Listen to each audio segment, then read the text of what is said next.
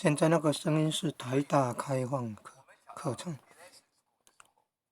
台大开放式课程频道影片呢，在讲那个希腊哲学，晏举正教授在讲希腊哲学。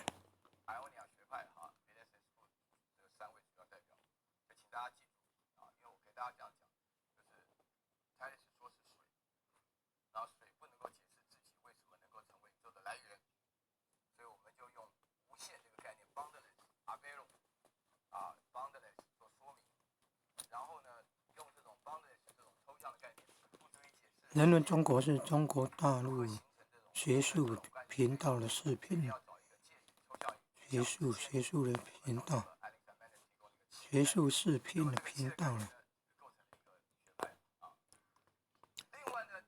他在那个频道里面的订阅的频道有台大开放式课程，还是要两岸学术文化学术交流。